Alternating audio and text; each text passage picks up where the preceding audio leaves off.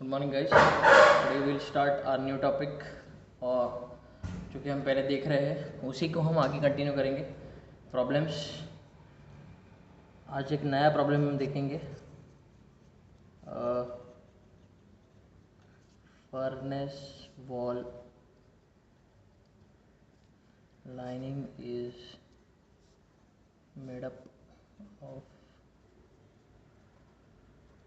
material with K is equal to 2.5 watt per meter Kelvin. The inner and outer temperature of surface are 80 degree Celsius and 810 degree Celsius and 330 degree Celsius respectively. The outer surface is exposed to ambient air at 30 degree Celsius with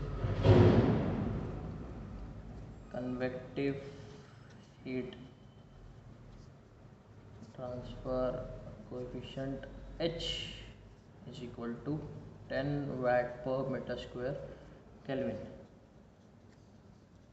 Calculate first the rate of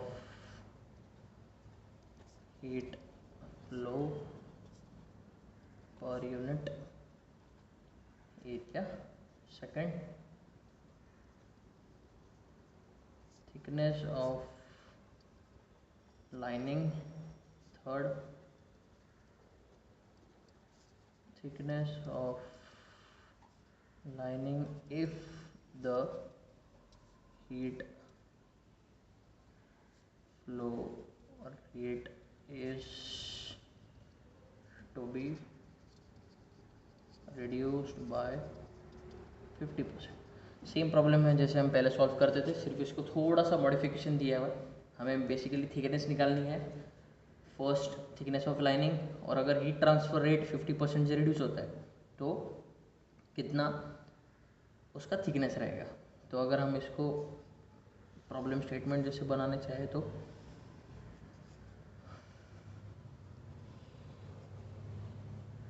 ये कुछ thickness है, ये अगर हम resistance 1 और ये resistance 2 का consider करते हैं, ये है आउटसाइड एयर, ये है वॉल। वॉल का थर्मल कंडक्टिविटी दिया है 2.5 वाट पर मीटर केल्विन। ये है प्लेन वॉल लाइनिंग, इसका ही हमें थिकनेस निकालना है। टेम्परेचर दिया है 810 डिग्री सेल्सियस और वॉल का आउटसाइड टेम्परेचर है T2 330 डिग्री सेल्सियस और TO outside temperature of air है 30 डिग्री सेल्सियस। ओके, अगर हम इसको रेजिस्टेंस के फॉर्म में निकालते हैं तो हमारे पास एक फर्स्ट रेजिस्टेंस है, देन सेकंड रेजिस्टेंस है, दो रेजिस्टेंस है और इसके बीच में T1 और TO टेम्परेचर डिफरेंस है। Q heat transfer rate flow जो हो रहा है वो R1 हमेशा R1 ये कंडक्टिव है तो X इज इक्वल टू के, एरिया सेम है, और R2 निकाला तो 1/HA। यहाँ पे T1 है, यहाँ पे T2 है और यहाँ पे TO है आउटसाइड टेम्परेचर। तो अगर हम R1 कंसिडर करते हैं तो X1 जो हमें फाइंड करना है 2.5, और हम अगर R2 निकालने जाए तो 1/H कितना दिया है 10, ये हो जाएगा 0.1 केल्विन पर वॉट। और अगर हम हीट फ्लो रेट निकालने आते हैं per unit area. Heat flow rate per unit area मतलब होता है हीट फ्लक्स। हीट फ्लक्स क्या होता है Q/A, और अगर ये हम निकाले तो T1 minus T2 divide by R1 होता है Q1 का फॉर्मूला। अब हम इसको और एक टर्म में लिख सकते हैं T2 minus TO divide bye R2, और अगर हम टोटल देखें तो T1 minus TO divide by R1 plus R2, हम इसको ऐसे लिख सकते हैं। तो Q कितना बनेगा, T2 कितना है जो हमारे पास दिए हुए हैं जो हमें पता है R2 हमें पता है, तो हम R2 का फर्स्ट इक्वेशन यूज़ करेंगे। T2 कितना है 330 माइनस 30 डिवाइड बाय 0.1। अगर हम इसको सॉल्व करेंगे तो बनता है 3000 वाट पर मीटर स्क्वायर। ये हो जाएगा आपका heat flow rate per unit area. Heat flow rate per unit area से कंफ्यूज नहीं हो जाने का, heat flow per unit area अगर पूछा जाए तो हमें पूछा है हीट फ्लक्स, कभी भी याद रखने का। ये हो गया आपका फर्स्ट आंसर। हमें सेकंड क्या निकालना है, सेकंड निकालना है इसका थिकनेस। अगर हम थिकनेस निकालते हैं, नेक्स्ट क्या निकालना है थिकनेस। थिकनेस के लिए बहुत इजी है, हमारे पास एक और इक्वेशन है जो हमारे पास है heat flux. Heat flux is equal to T1 minus TO divide by R1 plus R2। R1 हमारे पास है, T1 कितना है 810, ये है 3000 माइनस TO कितना है 30 डिवाइड बाय x1 2.5 प्लस 0.1। अगर हम इसको सॉल्व करेंगे तो हमें मिलेगा x1 is equal to 0.4 metre और 40 सेंटीमीटर। ये हो गया आपका सेकंड आंसर। फिर थर्ड क्या पूछा है, अगर हीट फ्लो रेट जो है वो 50% से रिड्यूस हो जाए, मतलब Q1 हो जाएगा हाफ ऑफ Q। सो ये कितना होगा, Q1 हो जाएगा 1500 वाट पर मीटर स्क्वायर। हम इसको सॉल्व करेंगे तो Q1 is equal to T1 minus TO divide by R1 plus R2। हम अगर R1 R2 को सॉल्व करेंगे तो हमारे पास x तो है, T1 कितना है 810 माइनस 30, फिर से हमें x निकालना है, x1 जो अननोन है जिसकी थिकनेस हमें निकालनी है। x1 k कितना है आपका 2.5 प्लस 0.1, और अगर 50% रिड्यूस हो जाए तो 1500। अगर हम इसको सॉल्व करते हैं तो x1 मिलता है 1.05 metre.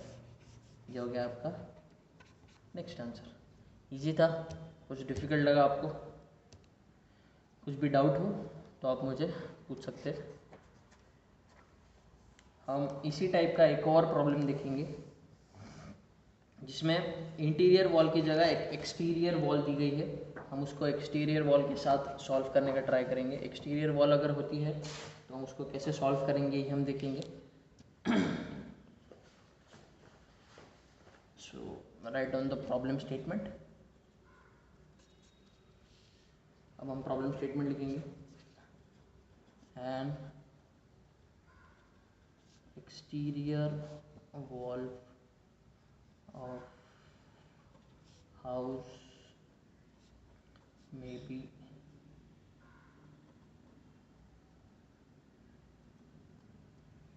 approximately by 100 mm layer of common brick which thermal conductivity is 0.7 watt per meter Kelvin, followed by a 40 mm layer of gypsum plaster whose thermal conductivity K2 is 0.065 watt per meter Kelvin. What thickness of loosely packed track wool insulation whose thermal conductivity is 0.065 watt per meter Kelvin should be added to reduce the heat loss or heat gain through wall by 80%। हमें given क्या क्या है, हम इसका पहले एक structure बना लेते हैं। हमारे पास 3 अलग अलग चीज़ें दी गई है। सबसे पहले है ब्रिक, फिर है जिप्सम प्लास्टर, फिर है रैक वुल। सबकी अलग अलग थिकनेस, सबकी अलग अलग थर्मल कंडक्टिविटी है K1, K2, K3। थिकनेस है X1, X2 और X3। ओके, X1 कितना दिया हुआ है, फिर हमें भी गिवन लिख लेंगे। X1 is equal to 100 mm, X2 is equal to 40 mm, K1 is equal to 0.7 watt per metre kelvin, K2 is equal to 0.065 watt per metre kelvin. हमें K3 दिया हुआ है जो है 0.065 वाट पर मीटर केल्विन, और एक term दिया हुआ है, यहाँ पे होगा इनसाइड टेम्परेचर या होगा आउटसाइड टेम्परेचर। टेम्परेचर दिए नहीं है, हमें टेम्परेचर के बारे में कुछ भी नहीं पता है, कुछ भी मतलब कुछ भी नहीं। और बट हमें एक सिंगल टर्म दी है कि हमें हीट लॉस और हीट गेन थ्रू बाय 80% अगर रिड्यूस होता है मतलब क्या करेंगे, 1 माइनस 0.8 उसमें से माइनस करेंगे ऑफ Q1। सो हमारे पास एक रिलेशन है कि हमें इसका थिकनेस निकालना है अगर हीट लॉस और हीट गेन 80% से रिड्यूस होता है। तो ये एक रिलेशन है हमारे पास, और हमें निकालना है at the end, find out करना है हमें X3 क्या होगा। सो हम अगर इसको सॉल्व करेंगे तो हम अगर Q1 कंसिडर करते हैं, हीट फ्लक्स, इसमें एरिया ऑलरेडी डिवाइडेड है, सो Ti minus To divide by R1 plus R2, हम इतना ही कंसिडर करते हैं।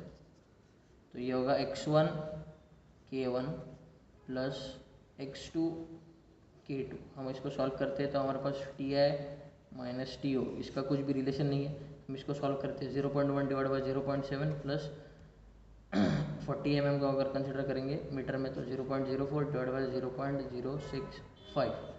हम इसको सॉल्व करेंगे तो हमें मिलेगा T1 minus To divide by 0.7582। ये हो गया एक इक्वेशन X1 का। नेक्स्ट इक्वेशन हम निकालेंगे X2 के लिए, मतलब Q2 के लिए, Q2 Ti माइनस To। इसमें हम क्या करेंगे, ये भी ऐड करेंगे, रैक वुल्फ जो है वो भी ऐड करेंगे। तो होगा R1 plus R2 plus R3। तो हम अगर इन सबको कंसिडर करते हैं तो बनेगा Ti minus To divide by 0.1 by 0.7 plus X2 था 0.04 divide by 0.065 plus X3 divide by 0.00065।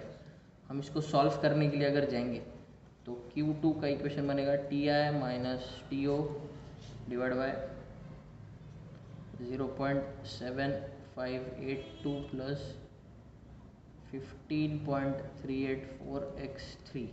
हम इसको सॉल्व, ये हो गया हमारे पास एक इक्वेशन X2 का।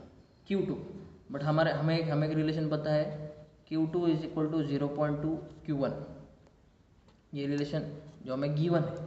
तो हम अगर इसको इक्वल करते हैं और ये दोनों टर्म्स इसमें डालते हैं Q2 और Q1, तो बनेगा Ti minus To divide by 0.7582 plus 15.384 X3 is equal to Ti minus To divide by 0.7582। हम इसको अगर कम्प्लीटली सॉल्व करेंगे तो ये कैंसिल हो जाएगा, ये इधर चले जाएगा, ये इधर चले जाएगा, और हम X3 सॉल्व कर सकते हैं। X3 निकलेगा 19.71 सेंटीमीटर। ये है आपका फाइनल आंसर। ओके गाइस, हम ऐसे ही प्रॉब्लम और आगे देखेंगे। लास्ट 2 प्रॉब्लम बचे हैं, इसके बाद हम सेकेंड यूनिट स्टार्ट करेंगे। Thank you.